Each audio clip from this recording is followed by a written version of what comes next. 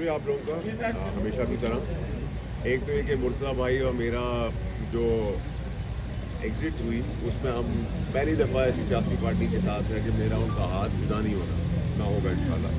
सबसे पहले तो मैं शुक्रिया अदा करूँगा मौलाना साहब का, मुर्तज़ा साहब का, साहबजादे का कि देखिए जी, मैं यहाँ किसी मुफाद की तरह नहीं आया हूँ, ना कोई मतलब से आया हूँ, क्योंकि ये एक सियासी किला है जिसको हमें एडमिट करना चाहिए। और मैं तो इनका तब से फ़ैन हूँ मौलाना साहब का, जब से पीटीआई को उन्होंने अपने साथ नीचे लगाया, तो मैं उनका सियासी फ़ैन भी हूँ।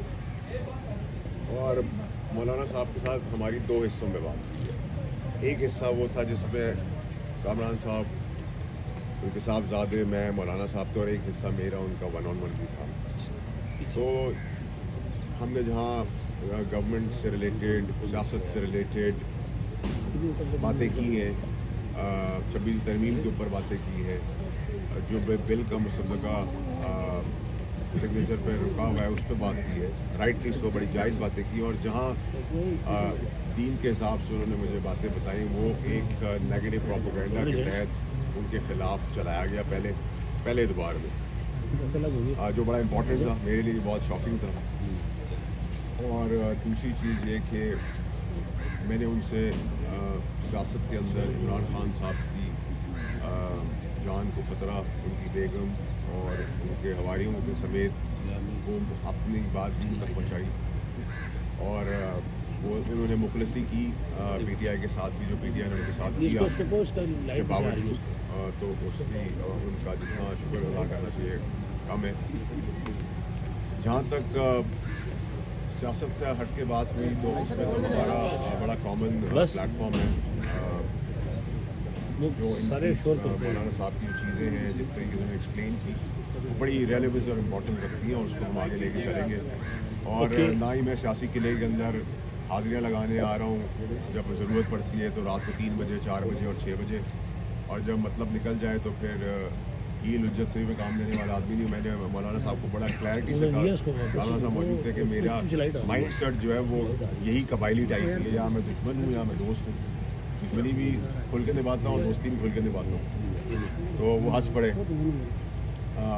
तीसरी चीज़ ये कि मैंने उनसे सियासी तौर पे आगाही की, अपनी इल्म के अंदर सियासी तलाक़ों से लेकर, सियासी इद्दत से लेकर, सियासी रुजू से लेकर, सियासी खुले से लेकर, वो सारी चीज़ों की मैंने अपनी तालीमात बढ़ाई।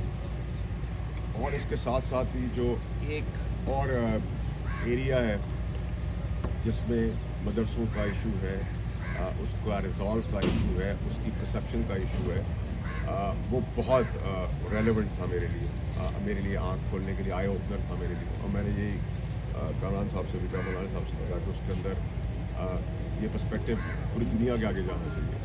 और उन्होंने गवर्नमेंट से रिलेटेड, बाकी पॉलिटिकल पार्टीज के रिलेटेड, और मेरा मानना भी है कि मौलाना साहब जैसे शख्सियत के जो मालिक हैं, जिनकी दूर अंदेश सियासत है, उनका अभी बड़ा इम्पोर्टेंट किरदार है नफ़रत की सियासत ख़त्म करने में, रास्ता बनाने में, पानी की तरह कोशिश करके मुश्किलात से निकालने में, और सबको कंसोलिडेट करके सबको एक जमहूरियत के अंदर सुकून के तहत नफ़रत से हट के आगे बढ़ने की ज़रूरत है। और मैं समझता हूँ कि मौलाना साहब से मैंने उसकी भी गुजारिश की, उसकी रिक्वेस्ट की, और मैं समझता हूँ कि हम सबको मिलकर पाकिस्तान के लिए कंसेंसस पैदा करके विन सिचुएशंस जो है वो सबके लिए बनानी चाहिए। उसमें ईगो, सियासी इख्तलाफात अपनी जगह के ऊपर है, लेकिन कंसोलिडेट करके एक विन सिचुएशन हो जिसमें पाकिस्तान आगे बढ़े, सियासी मुखालफत अपनी जगह पर है कि सियासत की हद तक है, नफरत की हद तक